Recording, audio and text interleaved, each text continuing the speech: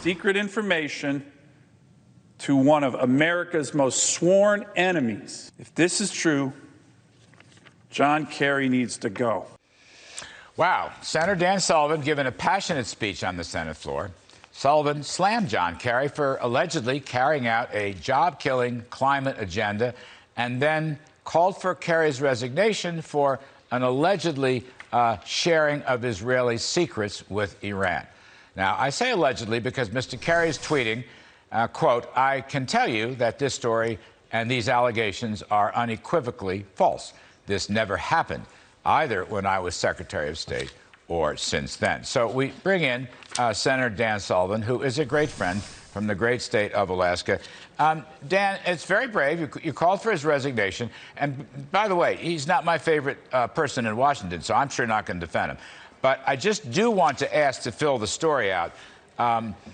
Israel itself apparently has publicly released this notion or these factoids that they attacked Iranian interests in Syria 200 times.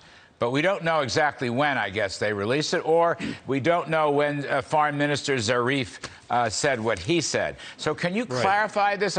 Calling for resignation is tough stuff. Can you clarify, Dan? Yeah, sure, Larry. And first of all, it's great to be on the show. And I just want to thank you, to your listeners, to your viewers.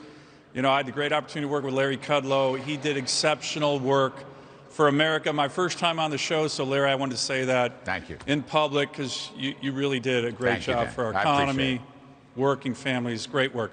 Listen, you know, as you mentioned, I have a lot of issues with John Kerry on his job-killing views, his appeasement as Secretary of State of Iran, China.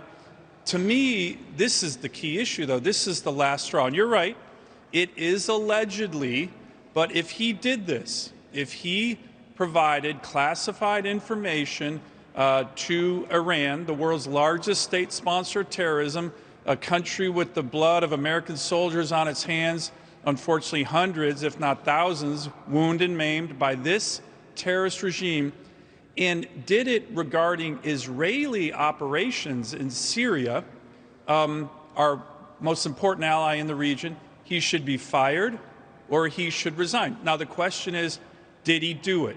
You listen to this, the Zarif tapes. Zarif is even saying he was shocked. He was shocked that John Kerry did this. We know that John Kerry met with Zarif in 2018. So we are looking into this. And when I say we, it's Democrats and Republicans. There is a lot of concern in the Senate that if he did do this, he should resign. Remember, he is currently a member of President Biden's National Security Council. So what we're going to do is we're going to look into this. And if there's evidence that he did this, he should resign or be fired. Mike Pompeo, former Secretary of State, has called for an investigation. I assume you would agree with Mr. Pompeo. Absolutely, and I've even talked to some Democratic senators about making sure we get to the bottom of this. This is not a partisan issue, Larry. This is an issue of national security, and if we have officials who are out of office freelancing with classified information to, you know, the most, in my view, the biggest state-sponsored terrorism in the world, that's the State Department's view, there needs to be consequences. Former ambassador to Israel, David Friedman, was just on the show.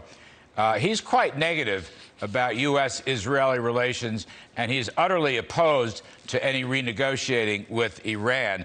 I want to just add, we're getting news now from the U.S.-Israeli meeting in Washington. Apparently, the Biden administration is warning Israel about nuclear proliferation from Iran.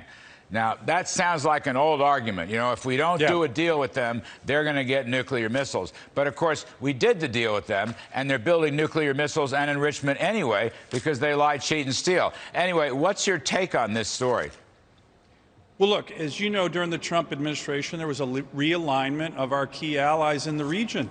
Israel, our Gulf Arab allies, all started working much, much more closely with the United States, with each other. We had the Abraham Accords. So we need to keep that momentum going. What I worry about is the Biden administration just going back to their old playbook. I'm going to go down on the Senate floor here in a couple minutes and speak out against the Undersecretary of Defense for Policy, who, like John Kerry, was one of these individuals in the Obama administration who was an appeaser of Iran.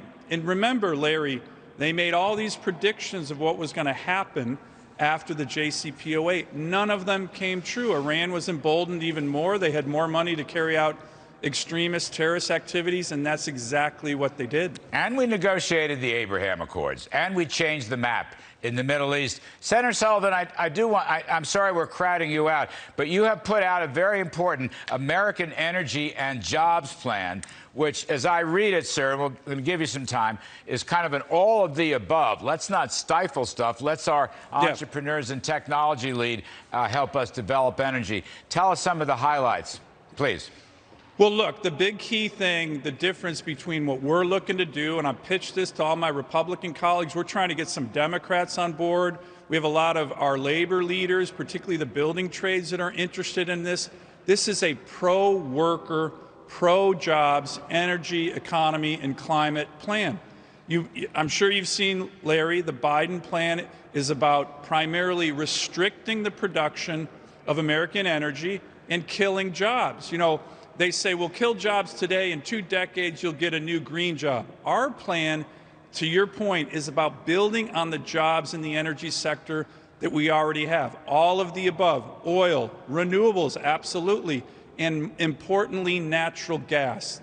That will really help continue to spur a renaissance in manufacturing, in mining, because we need the critical minerals in America to support our renewables sector.